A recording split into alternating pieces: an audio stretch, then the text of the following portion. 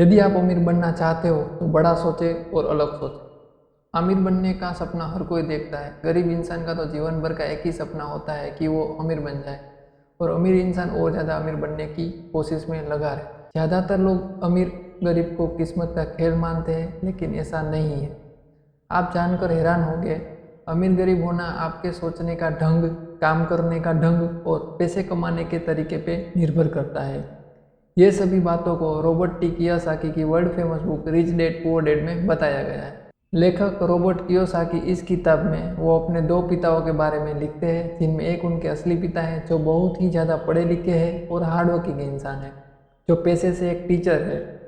Teacher होने के बावजूद भी वो फाइनेंशियली काफ़ी कमज़ोर है, इसलिए किताब में लेखक ने उनको पुअर डैड कहकर बुलाते थे। दूसरे उनके मुंह बोले पिता हैं, जो उनके दोस्त माइक के पिता है, जो सिर्फ 8वीं पास है, लेकिन फाइनेंशियली काफ़ी स्ट्रॉन्ग होने की वजह से वे अपने शहर के सबसे अमीर आदमी होते हैं। इसलिए रॉबर्ट कियोसाकी उनको किताब में रिच डैड कहकर बुलाते हैं। लेखक के पिता बहुत पढ़े लिखे थे और कड़ी मेहनत करते थे और ज़्यादा सैलरी वाली नौकरी भी थी, लेकिन फिर भी उनकी पूरी कमाई घर के खर्चे और लोन को चुकाने में ही चली जाती थी। जब रॉबर्ट अपने पिता से किसी चीज़ की मांग करते थे, तब पिता से हर बार यह जवाब सुनने को मिलता था, पैसे क्या पेड़ पर लगते हैं। वहीं जब लेखक ने अपनी करीब दोस्त माइक के पिता को देखा, तब उन्होंने देखा कि दोस्त के पिता अमीर थे और उनका एक बड़ा बिजनेस था, लेकिन उनके पास किसी कॉलेज की डिग्री नहीं थी, फिर भी वे आर्थिक रूप से संपन्न थे।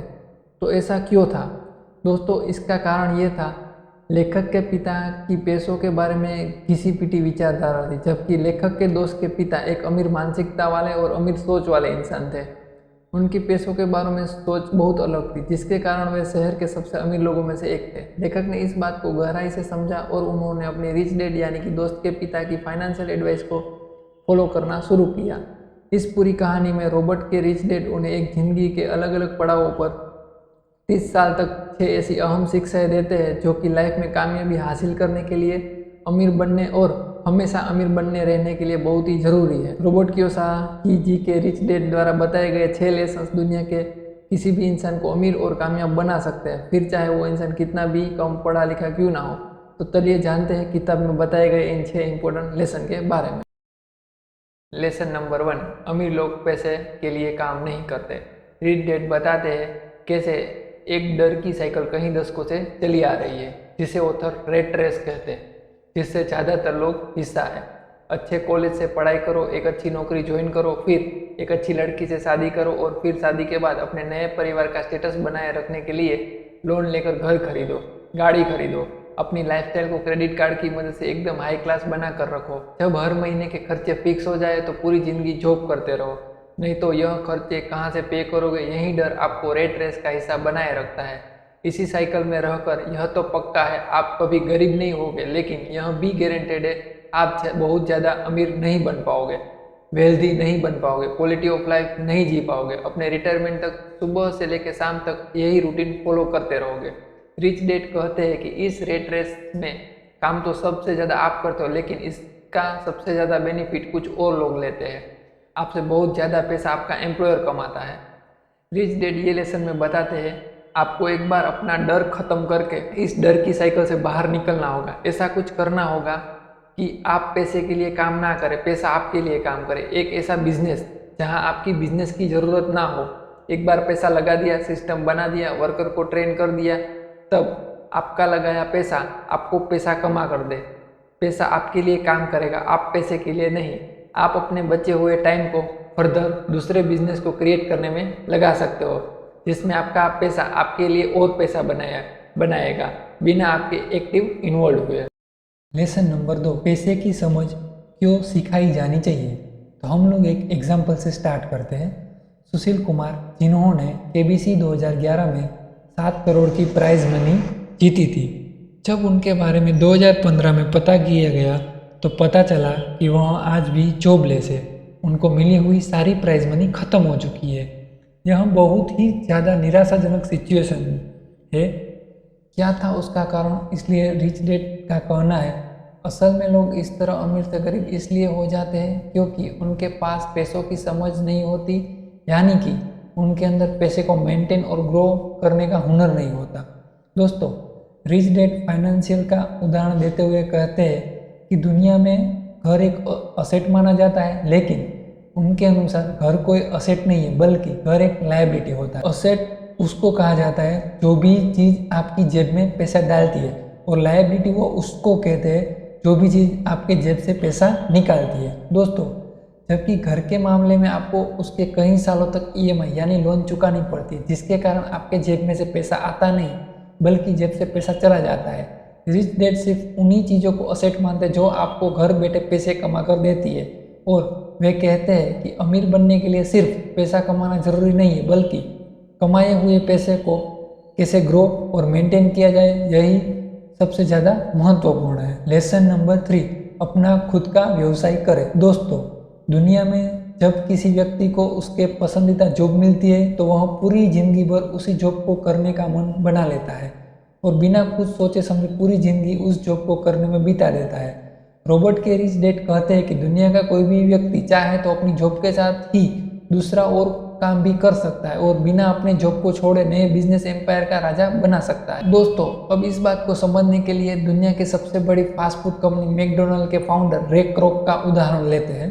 अगर हम में से किसी को भी यह प्रश्न पूछा जाए कि रे क्रॉक किस बिजनेस से पैसा कमाते हैं, तो हम सभी का जवाब ये होगा कि वो उनके फास्ट फूड बिजनेस से पैसा कमाते हैं। दोस्तों, असल में रे क्रॉक जी का मुख्य व्यवसाय मैकडोनल्ड का नहीं है, बल्कि रियल एस्टेट का है, और वो रियल एस्टेट से ज़्यादा पैसा कमाते हैं। मैकडोनल्ड के बिजनेस को बड़ा करते करते वे आज दुनिया के अंदर सबसे बड़े रियल एस्टेट ओनर बन चुके हैं। यानी कि फास्ट फूड का बिजनेस करते करते ही उन्होंने अपने रियल एस्टेट का एक ऐसा साम्राज्य खड़ा कर दिया है जो आज उन्होंने सच में अमीर बनाता है।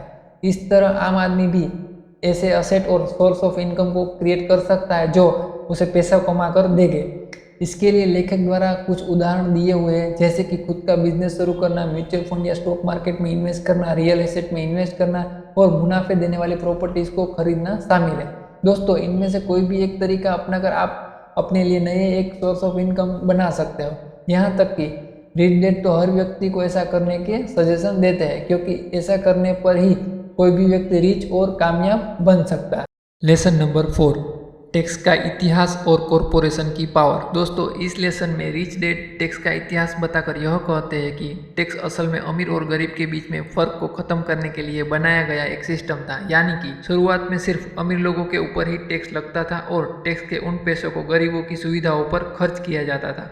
लेकिन समय के साथ धीरे धीरे मिडिल क्लास और अपर मिडिल क्लास लोगों के ऊपर भी टैक्स लगाना शुरू हुआ, और आज की बात करें तो यह मामला पूरी तरह से उल्टा हो चुका है, क्योंकि अमीर लोग अपने दिमाग और चालाकी का इस्तेमाल करके खुद को टैक्स देने से बचा लेते हैं और सरकार के खाते में जो टैक्स जमा होता है वह सिर्फ मिडिल क्लास और अपर मिडिल क्लास लोग के द्वारा ही जमा किया जाता है। बड़े बिजनेसमैन और उद्योगपति पहले पैसा कमाते हैं और उसके बाद उस पैसे से अपनी ज़रूरत और ख्वाहिशों को पूरा करते हैं, और बाद में जो कुछ भी थोड़ा सा हिस्सा बचता है उससे वो टैक्स पे करते हैं। वहीं पर मिडिल क्लास परिवार के लोग पैसा कमाने के साथ ही टैक्स भरते हैं और अंत में जो कुछ भी बचता है उससे अपनी ज़रूरत और ख्वाहिशों को पूरे करते हैं। लेसन नंबर 5, अमीर लोग पैसे का आविष्कार करते हैं। दोस्तों, Jeff Bezos, Bill Gates, Mark Zuckerberg, Elon Musk और भारत की अगर बात करें तो धीरूभाई अंबानी, शिव नडार जी, ये कुछ ऐसे लोगों के नाम हैं जिन्होंने दुनिया के अंदर एक ऐसा बिजनेस लेकर आए, या फिर ऐसा कहे कि उन्होंने दुनिया के अंदर एक ऐसी आइडिया को लेकर आए जिसके बारे में उनसे पहले किसी ने भी नहीं सोचा था, और इस आइडिया की वजह से उन लोगों ने पैसों का आविष्कार किया हुआ है। उससे पहले मार्केट में मौजूदा किसी भी अवसर को कोई और खोजे, उससे पहले उन लोगों ने इस अवसर को खोजा और उस पर तुरंत एक्शन लिया। दोस्तों, इसलिए ऐसा कहा जाता है कि इन सभी लोगों ने पैसा कमाया नहीं बल्कि पैसों का आविष्कार किया, क्योंकि दोस्तों उन्होंने दुनिया में उन चीज़ों को लेकर आए जो यहाँ पर पहले से मौजूद नहीं थी। इसी तरह आपको भी सिर्फ पैसे कमाने के बारे में नहीं सोचना है, बल्कि पैसे का आविष्कार करने के बारे में भी सोचना चाहिए। लेसन नंबर 6, सीखने के लिए काम करें, पैसे के लिए नहीं। अमेरिका में न जाने ऐसे कितने आदमी हो गए जो मैकडोनल्ड की प्राइस में ही उससे बहुत अच्छा बर्गर बनाकर बेचते, लेकिन अपने किसी आइडिया को कैसे बड़े स्तर पर कैसे बेचा जाए यह समझ सभी लोगों के पास नहीं होती है। तभी वो मैकडोनल्ड से भी अच्छा बर्गर बनाने के बावजूद भी उसको सिर्फ लिमिटेड एरिया में और लिमिटेड क्वांटिटी में ही बेच पाते हैं, जबकि मैकडोनल्ड कंपनी पूरी दुनिया के अंदर बिना किसी लिमिट के अपने बर्गर को बेचता है। इस आखिरी लेसन में लेखक हमें यह समझाने की कोशिश कर रहे हैं कि अमीर लोग हमेशा नई चीज़ और नई स्किल्स को सीखने का कभी बंद नहीं करते और उससे अच्छी आदत की वजह से उनको हमेशा यह पता होता है कि अपनी आइडिया, अपने प्रोडक्ट को बड़े लेवल पर दुनिया में कैसे बेचें। दोस्तों, यह रिच डैड पुअर डैड किताब आपको यह बताती है कि अमीर लोग अपने बच्चों को ऐसा क्या सिखाते हैं जो गरीब और मिडिल क्लास वाले लोग अपने बच्चों को नहीं सिखाते हैं।